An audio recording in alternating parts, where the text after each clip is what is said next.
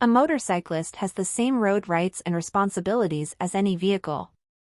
Motorists should A. Avoid signaling intentions around motorcycles. B. Always yield the right-of-way to motorcycles. C. Never attempt to crowd motorcycles or take the right-of-way. D. Always drive closely behind motorcycles to ensure visibility. Answer: C. Motorcycles are considered full-sized vehicles, and motorists must respect their need for space and not infringe on their lane. When approaching a motorcycle in traffic, a safe following distance is A. 2 seconds. B. 3 to 4 seconds. C. 1 second. D. No set distance. Answer: B. Following a motorcycle requires a 3 to 4 second distance, as motorcycles can stop more quickly than cars, especially in emergencies. Left turns account for a significant portion of motorcycle crashes because A. They are often ignored by motorcyclists. B. Other drivers misjudge the motorcycle's speed and proximity. C. Motorcyclists frequently change their lane positions. D. The road is often slippery during left turns. Answer: B. Many crashes occur when other vehicles turn left in front of an approaching motorcycle, failing to accurately assess their speed and distance. Signals that are not self-canceling on motorcycles mean that drivers should A. Ignore turn signals completely. B. Proceed without caution. C. Wait to ensure the motorcyclist is genuinely turning. D. Flash headlights as a warning. Answer: C. Because motorcycle signals often don't self-cancel, motorists should confirm the rider's intent before proceeding. When approaching a railroad crossing with no signals, a driver should A. Drive quickly across. B. Sound their horn. C. Slow down and be prepared to stop if a train is coming. D. Ignore the crossing if no trains are visible. Answer: C. Drivers must slow down and be vigilant at railroad crossings without signals, listening and looking for any approaching trains. To safely pass through an intersection with non-functioning traffic lights, a driver should A. Accelerate quickly. B. Treat it as a four-way stop. C. Proceed without stopping. D. Use hand signals to other drivers. Answer: B. When a traffic light is not working, drivers should treat the intersection as a four-way stop, giving priority based on arrival order.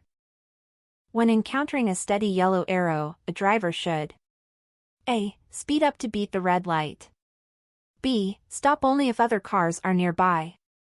C. Prepare to stop as the arrow will soon turn red. D. Ignore the signal if they have the right-of-way.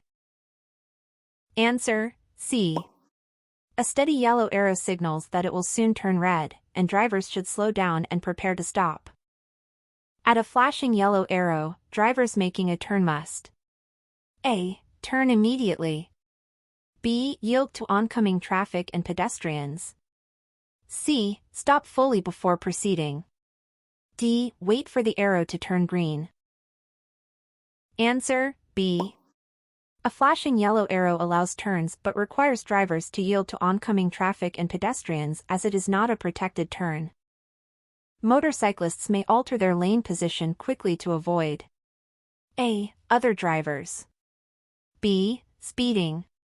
C. Road hazards such as potholes or gravel. D. Passing vehicles. Answer: C. Motorcyclists often shift within their lane to avoid road hazards that are more challenging for them than for other vehicles.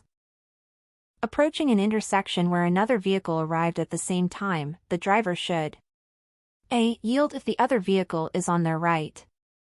B. Always go first. C. Yield to the vehicle on their left.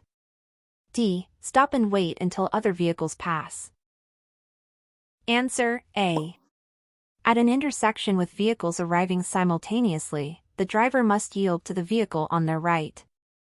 When merging onto a highway, the driver should A. Stop completely before entering. B. Enter the highway at a very slow speed. C. Accelerate to match the speed of highway traffic. D. Look straight ahead and ignore other lanes.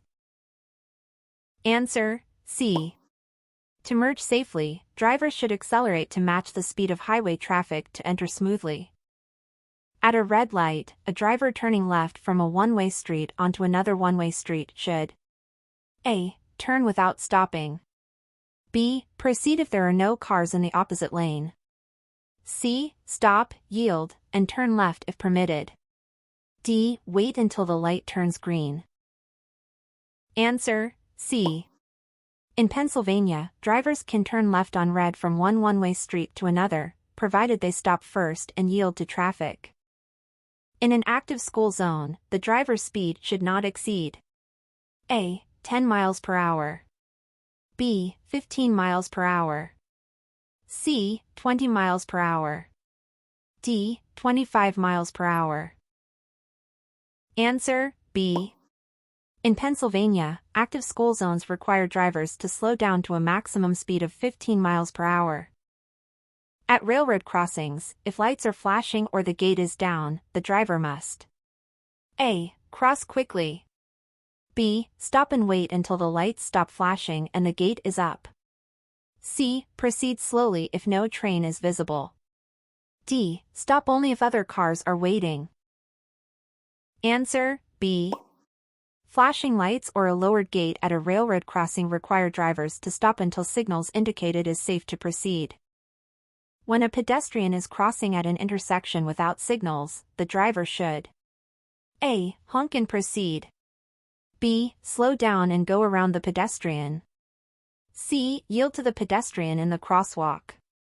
D. Stop only if the pedestrian is directly in their path. Answer: C. Drivers must yield to pedestrians in crosswalks, even if there are no signals. A driver who approaches a pedestrian with a white cane or guide dog must: A. Honk and proceed cautiously. B. Slow down and yield the right-of-way.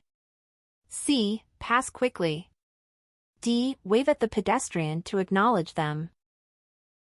Answer: B.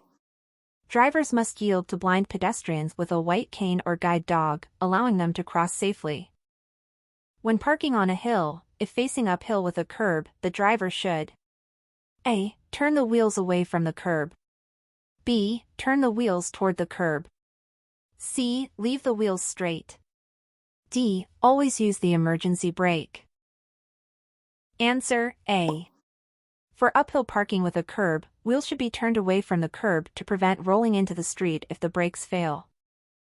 In the event of brake failure, the driver's first action should be to: A. Pull the emergency brake immediately.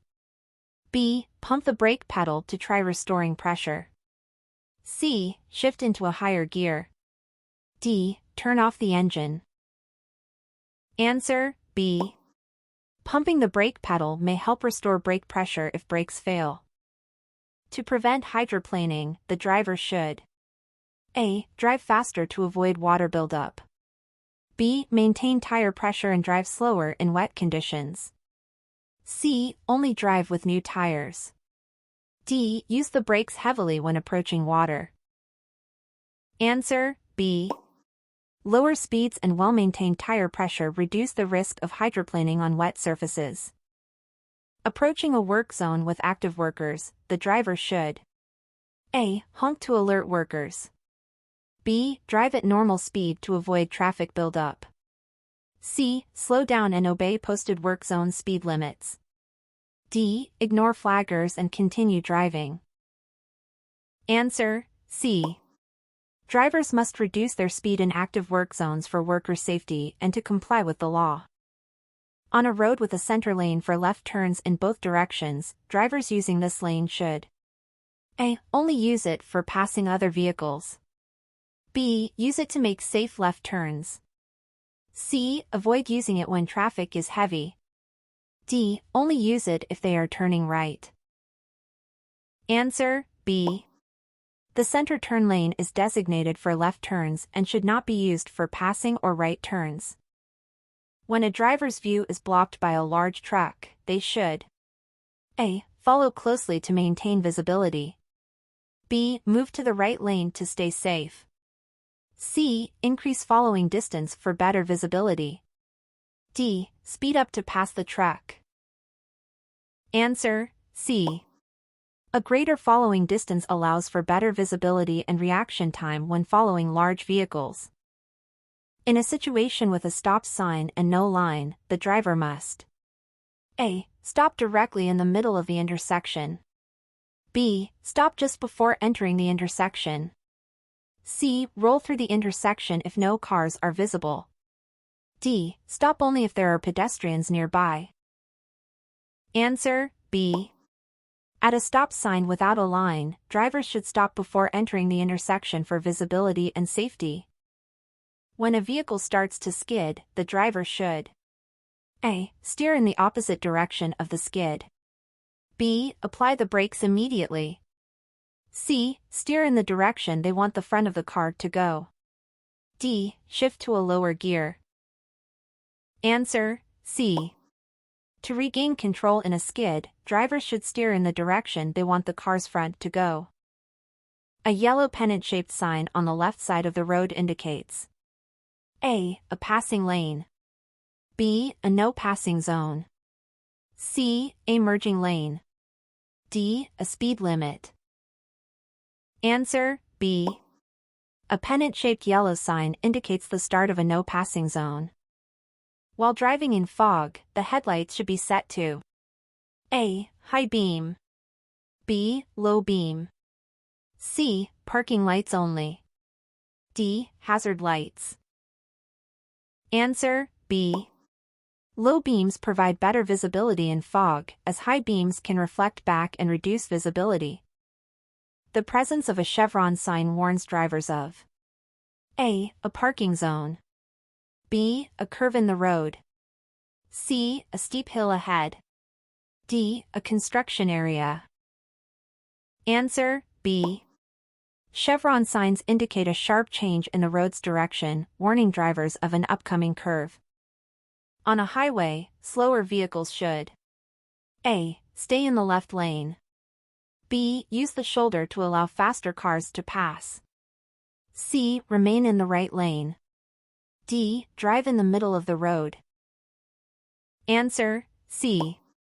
Slower moving vehicles should keep to the right lane to allow faster traffic to pass on the left. When approaching a yellow light, drivers should A. Speed up to cross the intersection. B. Slow down and prepare to stop if safe. C. Stop only if they see another vehicle. D. Ignore the yellow light and proceed. Answer: B. A yellow light warns that the signal will soon turn red, and drivers should slow down and prepare to stop. If a traffic signal shows a green arrow, drivers turning in the arrow's direction should A. Wait for all other traffic to stop. B. Proceed only if it is safe, as the turn is protected. C. Yield to oncoming vehicles. D. Turn in the opposite direction. Answer: B. A green arrow provides a protected turn, but drivers should still confirm it is safe before proceeding.